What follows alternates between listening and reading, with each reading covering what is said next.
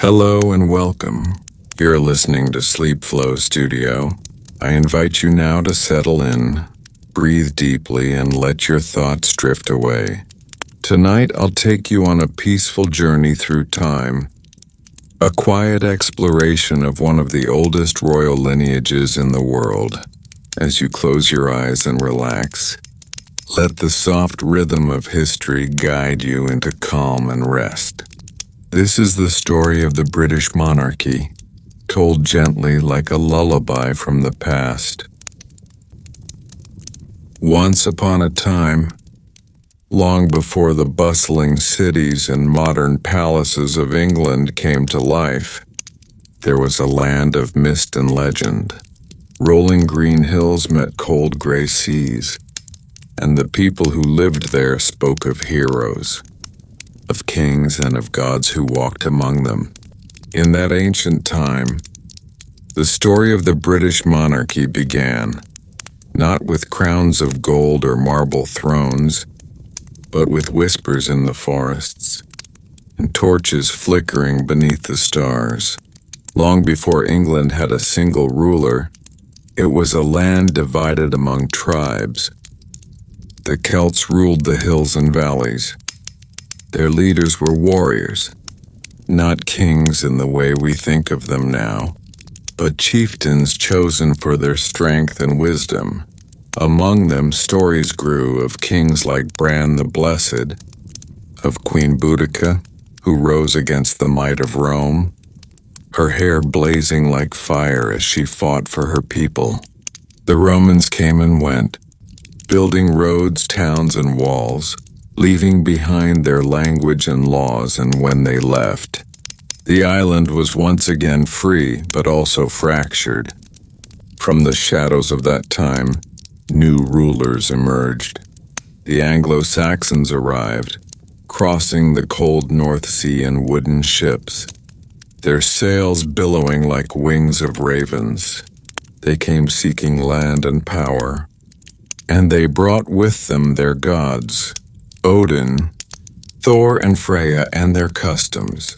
Slowly they carved England into kingdoms: Wessex, Mercia, Northumbria, and East Anglia.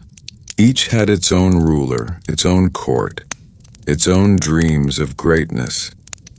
Among these early kings was Alfred of Wessex, Alfred the Great. His name would echo through history, for he was more than a warrior.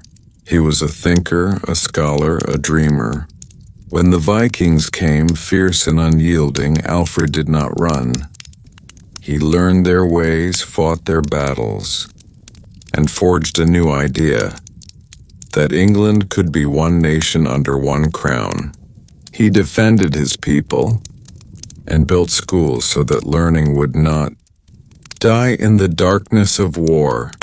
He laid the foundation for something lasting, the very idea of the English monarchy as a protector of the realm and the heart of its people. When Alfred passed, his dream lived on. His descendants continued his work, uniting lands and hearts. Then came a storm. The Vikings again, led by kings who sought more than plunder.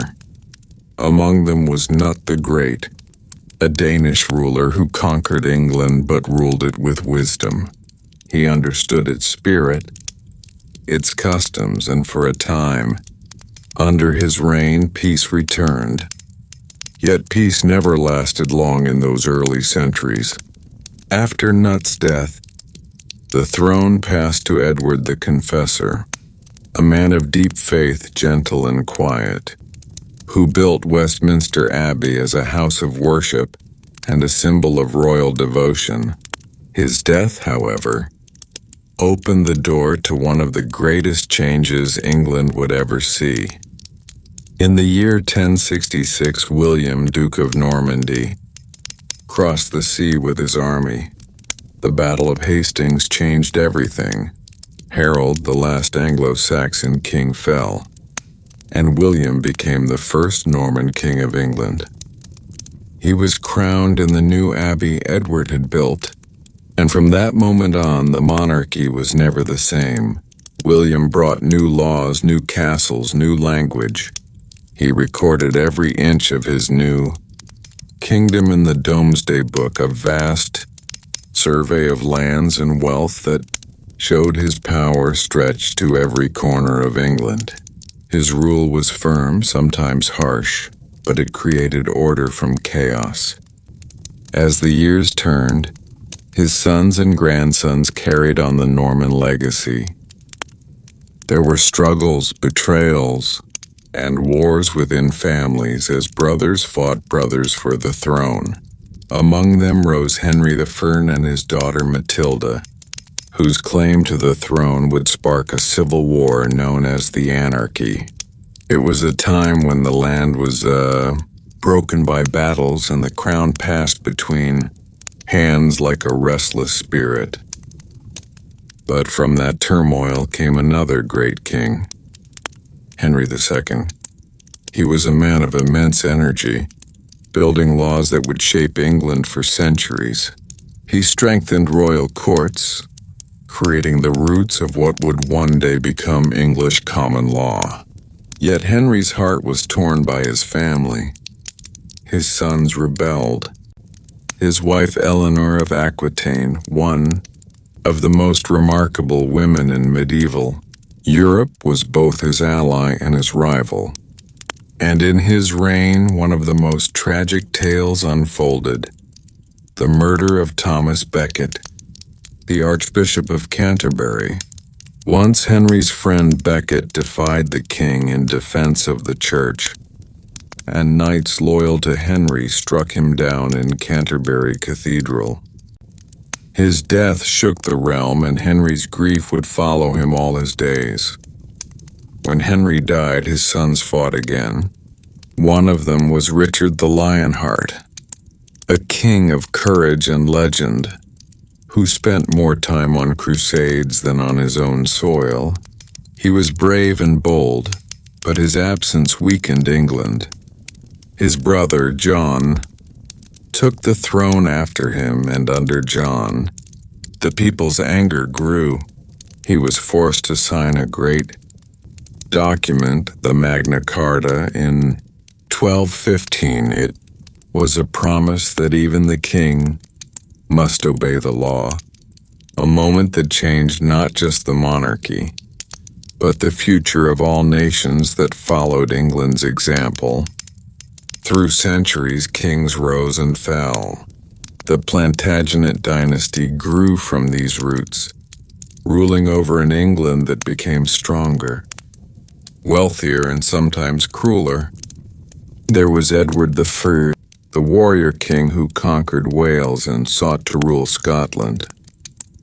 There was Edward III, whose reign brought both glory and the beginning of the 100 Years' War with France. Under his banner, knights in shining armor fought for honor, for love, for England itself.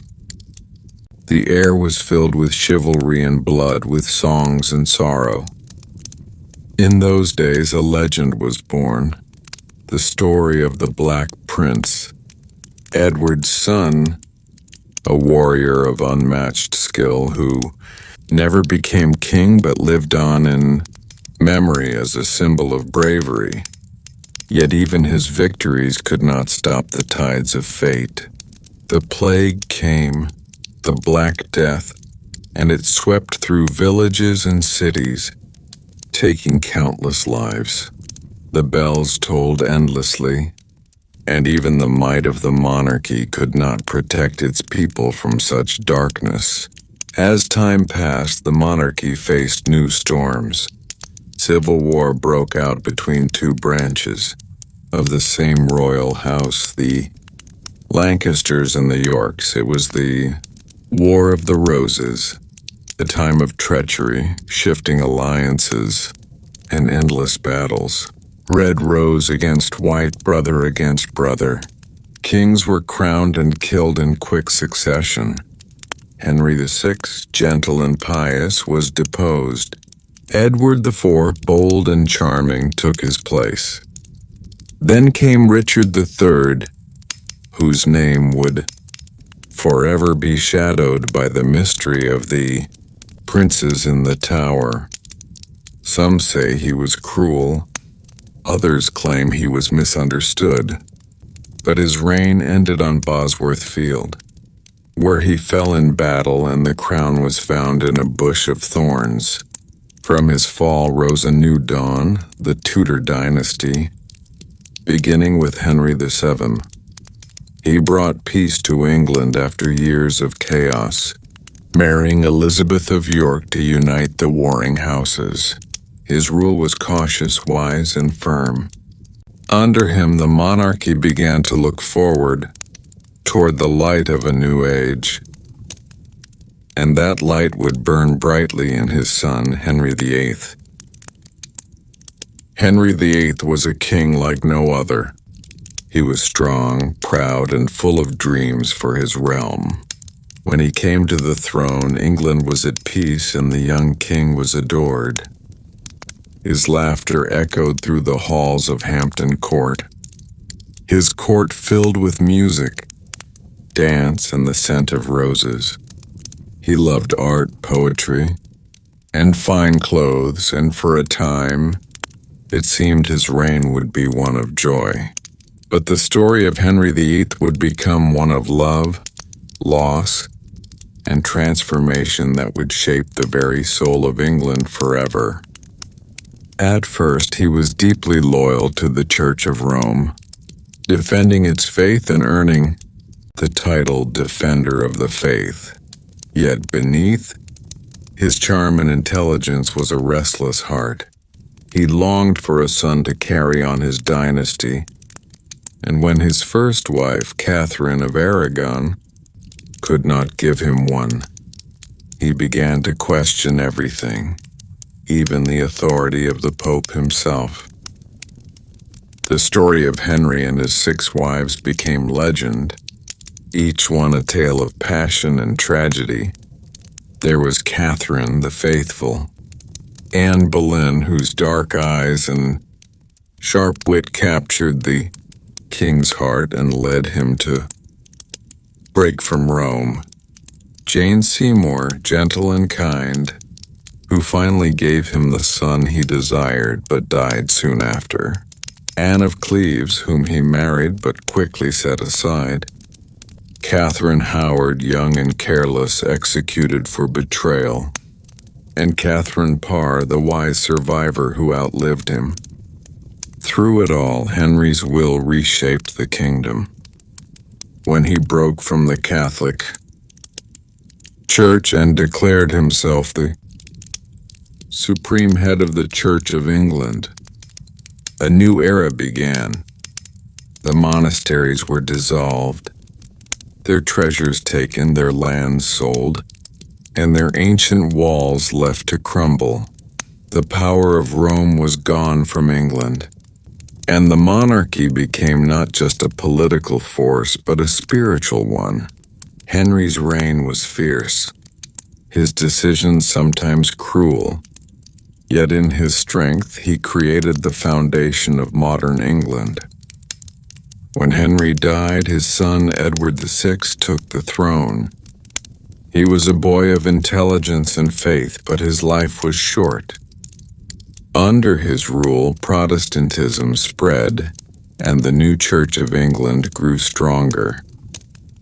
But the young king's health failed, and after his death, the crown passed briefly to Lady Jane Grey, the 9 Days Queen, a gentle soul used by others for power.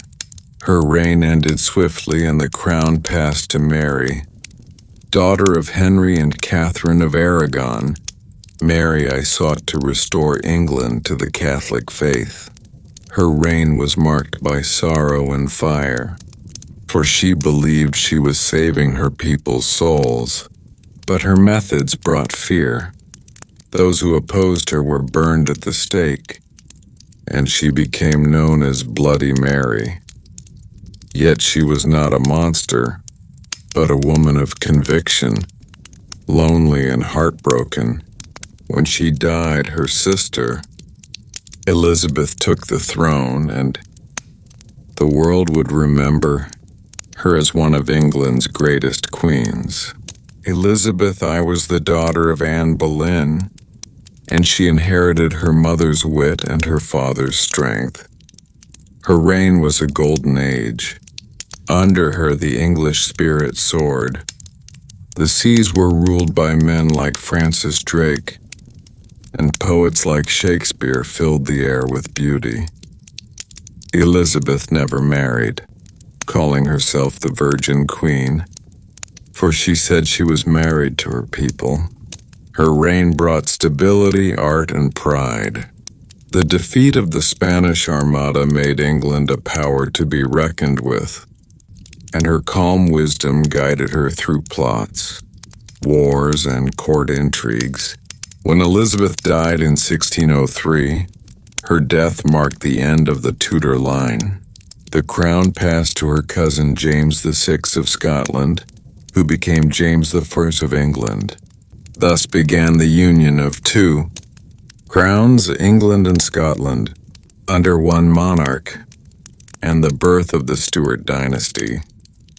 James was a learned man, fascinated by books and the mysteries of faith. Under his rule, the King James Bible was created, a translation so beautiful it still echoes in the hearts of believers centuries later. But he also faced challenges. The gunpowder plot, led by Guy Fawkes and others, sought to destroy Parliament and the king, but it failed. The plotters were caught, and the memory of that night would be remembered every 5th of November. After James came his son, Charles I, a king of grace and culture, but one who struggled to understand his people. He believed in divine right, that kings ruled by God's will, but Parliament believed in the rights of the people. The two sides clashed, and the land was torn apart by civil war. Oliver Cromwell rose as the voice of Parliament, and the once golden crown of England fell. Charles was captured, tried, and in a moment that shocked the world, executed. For the first time in history, England was without a king. The monarchy was abolished, and the nation became a commonwealth under Cromwell. But the dream of a republic did not last. The people longed for the return of stability, for the grace and ceremony of their monarchy. When Cromwell died, the call went out for the king to return. Charles II came back to England in triumph. The Restoration was a time of joy and laughter after years of solemn rule. Theaters reopened, music filled the streets, and fashion sparkled once again. Charles was charming and witty, a king who loved life and art. Yet his reign also brought plague and fire, the Great Plague of 1665, and the Great Fire of London in 1666. Still, through disaster, London rose again, reborn from ashes under the designs of Sir Christopher Wren and his grand St. Paul's Cathedral.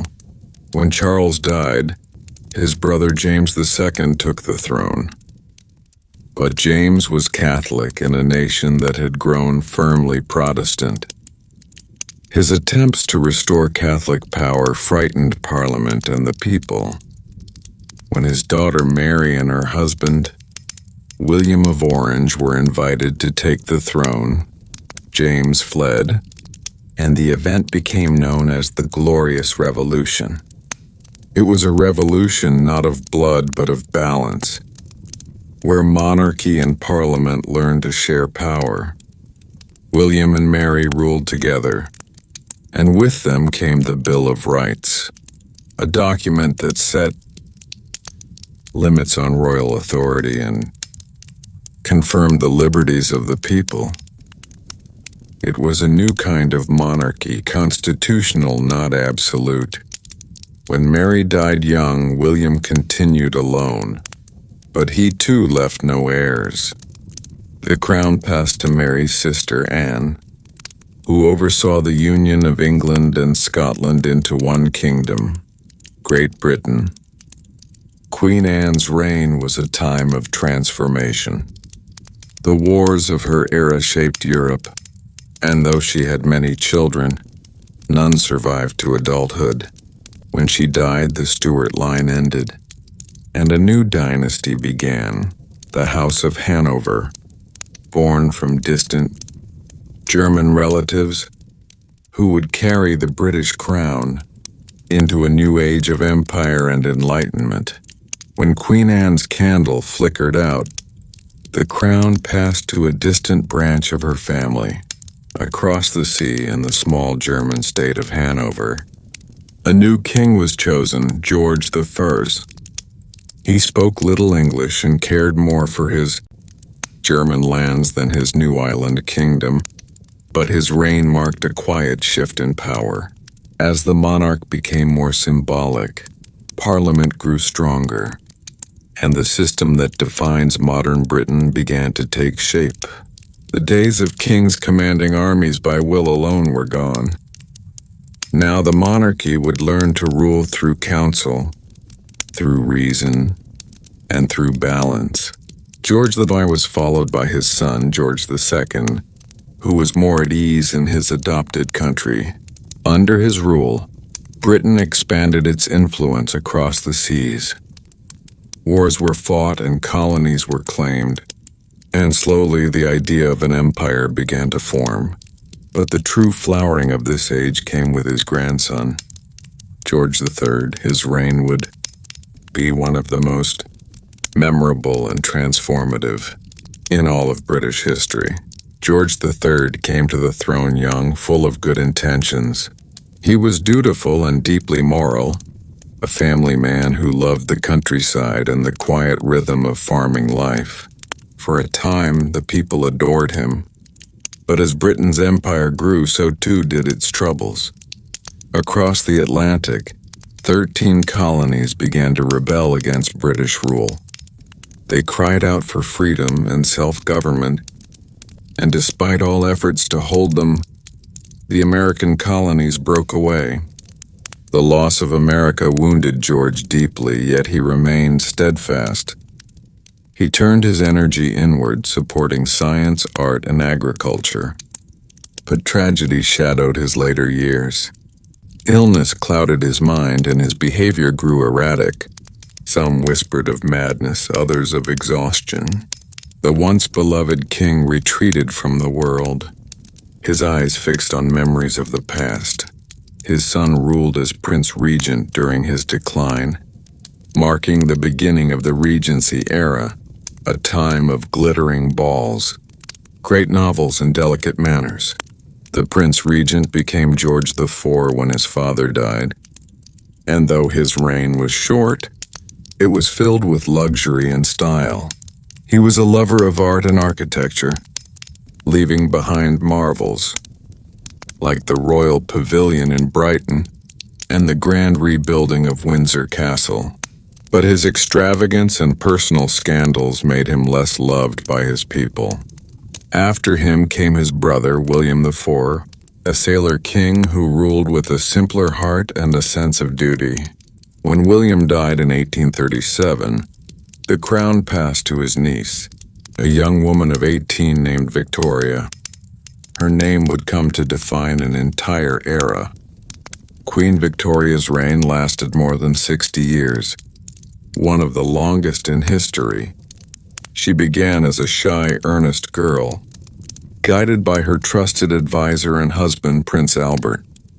Together, they built a partnership of love and intellect, one that shaped the moral and social character of the age. Under Victoria and Albert, Britain became the most powerful empire the world had ever known. The sun never set on its lands, from India to Africa, from the Caribbean to Canada. Industry flourished, cities grew, and new inventions transformed daily life. Yet behind the grandeur of empire there was also hardship. The Industrial Revolution brought progress, but it also brought poverty and struggle for the working class. Victoria, who began her reign with youthful optimism, matured into a figure of dignity and reserve. When Prince Albert died, she withdrew into mourning, wearing black for the rest of her life. Her sorrow touched the hearts of her people, and they saw in her both strength and humanity. As the years passed, she watched her empire and family grow. Her children married into the royal houses of Europe, earning her the title Grandmother of Europe. But as the century turned, clouds gathered again over the continent. The delicate web of royal ties could not prevent the storm of war that was coming. When Victoria passed away in 1901, the world mourned. The Victorian era ended, and a new century began with her son, Edward VII, known as Bertie to his friends. He brought warmth and charm back to the throne. His reign, though short, marked the beginning of the modern monarchy. Gracious, elegant, and connected to the people, the Edwardian age sparkled with confidence and light. But beneath its beauty, the world was changing fast. After Edward came his son, George V, who guided Britain through the most terrible conflict it had ever known, the First World War. The guns thundered across Europe. The king became a symbol of unity and courage. He changed the family's name from the German Saxe, Coburg, and Gotha to the English Windsor, a name that would carry on through the ages. Though the war ended in victory, it left the world deeply scarred. Monarchies across Europe fell, but the British crown endured, steady, quiet, unbroken.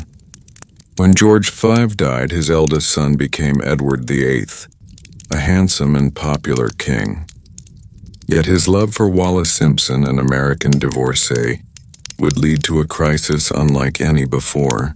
Choosing love over duty, Edward abdicated the throne, leaving it to his brother, who became George VI, and the shy and stammering king would go on to become one of Britain's most beloved rulers.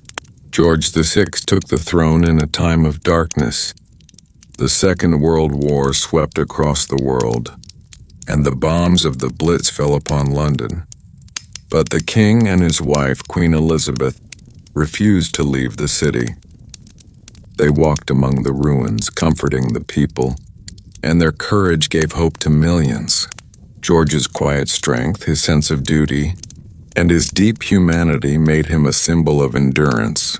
When he died in 1952, the crown passed to his daughter, a young woman who had not expected to be queen so soon.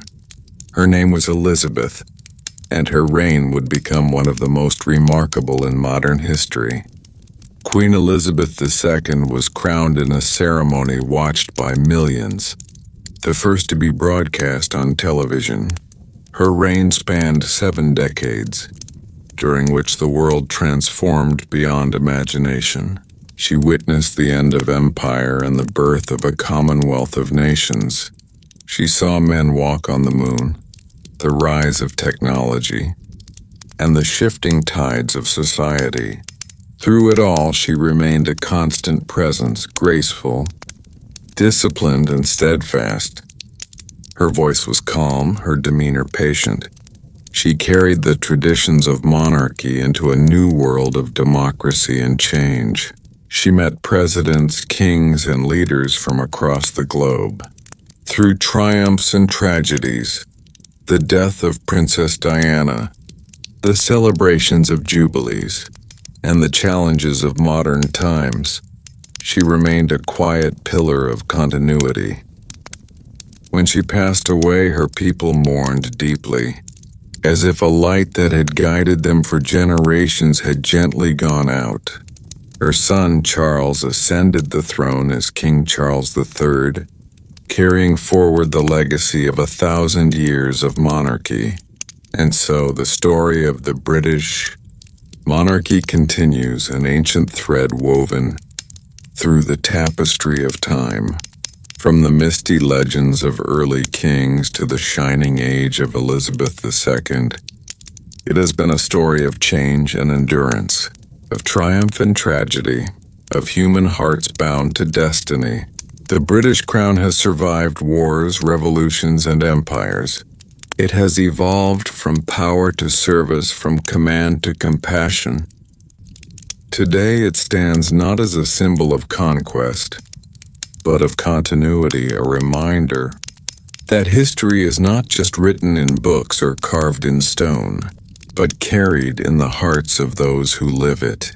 As the stars shimmer over the quiet palaces and the gentle hum of the modern world drifts into silence, the crown still gleams in the soft glow of history's moonlight. The story of the British monarchy is at its heart a story of humanity, of rulers and dreamers, of loss and love, of time itself whispering through the ages. And as you close your eyes and let the story fade into dream, you may still hear the faint echo of 1,000 years, the footsteps of kings, the laughter of queens, and the endless lullaby of a realm that endures. And now, as the long story of the British monarchy settles into the quiet hum of the present, the crown rests upon a head shaped by time, by lineage, and by the lessons of centuries. King Charles III stands beneath the same ancient sky as Alfred the Great once did, though the stars above him shine upon a very different world. Yet the rhythm remains, the pulse of duty, the whisper of tradition, the soft murmur of continuity, all still flow through the heart of the kingdom. The monarchy today is not the same as it was in the age of knights or empires. It has changed, just as the world has changed. It no longer rules with swords or decrees, but with symbolism, compassion, and quiet strength. The king no longer commands armies or decides laws. Yet the people still look to the crown as they always have, for reassurance, for connection, for something that reminds them of who they are and where they have come from. As the years drift onward, the palaces still stand like gentle sentinels of memory. Windsor, with its ancient stones that have seen war and peace alike, Buckingham Palace gleaming in the heart of London, where the echo of history mingles with the hum of traffic and the laughter of tourists. Balmoral in the Scottish Highlands, where the winds carry stories across heather and hill. Each place holds within it the breath of those who came before, the footsteps of monarchs long gone, the soft sigh of their dreams. Time has given each generation its own chapter. Where once kings fought for survival, now they strive for meaning. Where once queens were crowned in gold, now they are crowned in hearts. The monarchy has become a reflection of its people, adapting, listening, and learning. The world that once bent beneath the weight of its power now looks upon it as a symbol of heritage and humanity. When you trace the line from the first kings of Wessex to the modern House of Windsor, it feels like a river winding, deep, sometimes calm, sometimes wild. Through every storm and every calm, it has carried the same current forward. The names change, the faces change, but the current remains. It is the current of endurance, of belonging, of something greater than one life or one reign. If you close your eyes, you can almost hear it, the soft murmur of history flowing through time. You can imagine Alfred in his candlelit hall speaking of unity. You can see William the Conqueror standing on the hill at Hastings, his banner rising against the dawn. You can hear the laughter of Elizabeth Urine echoing through her court, and the prayers of Charles Thorne whispered before his final breath. You can sense the trembling voice of George VI as he speaks to his people during the war, steady though his heart is heavy. And then there is Elizabeth II, waving with her gentle smile, her eyes carrying the wisdom of a lifetime spent in service. Her legacy is not one of conquest, but of constancy. She carried the weight of centuries with grace, and when she passed, she handed that quiet burden to the next generation, as every monarch before her had done. Now, under King Charles III, the monarchy steps softly into a new dawn, mindful of its past, aware of its present, uncertain but hopeful of its future. His is a reign shaped not by empire but by empathy, not by distance but by closeness. He speaks of nature, of unity, of the need to cherish what we share. And perhaps that is what the crown has always meant. At its heart, the connection between people, time, and place. The monarchy no longer sits above the world. It stands within it. Its role is quieter now, almost like a song sung under one's breath. Yet it is that very quietness that gives it power. The story of kings and queens has become a story of endurance, of finding purpose in service and dignity in continuity. And as night falls upon the island once more, the crown glimmers faintly in the moonlight, not as a symbol of command, but as a reflection of the journey it has taken, from battlefields to parlors, from thrones to hearts. The world beyond the palace gates hums with new life. Children laughing, cities shining, waves lapping against ancient shores, and through it all the story remains. It rests gently upon the land like dew upon grass, soft and enduring. Imagine it now, the great tapestry of time unfurled before you. Each thread a life, each color a reign, woven together in patterns of triumph and sorrow, wisdom and wonder. The crown rests at the center, gleaming faintly, eternal yet ever-changing. It whispers of Arthur's dreams, of Henry's defiance, of Elizabeth's courage, of Victoria's sorrow, and of the quiet resolve of 1,000 years. It whispers of a nation that grew, stumbled, and rose again, a nation that learned that true strength is not in power but in perseverance. And so, as your breathing slows and your mind drifts gently toward sleep, remember that the story of the British monarchy is not just the story of kings and queens. It is the story of time itself, of how generations pass like tides and yet something golden, something constant remains. It is the story of humanity's longing for order and meaning, of our need for connection, ceremony, and continuity. It is the lullaby of history, softly humming through the centuries. Tonight, beneath the quiet stars, the crown still gleams, not as a symbol of conquest, but as a reminder that even in change there is calm. Even in endings there are beginnings. The story of the British monarchy is still being written, gently, patiently, with every dawn and every dusk. And somewhere in the silence of the night, the past and the present breathe together as one. The crown dreams, the kingdom sleeps, and history, eternal and kind, keeps watch.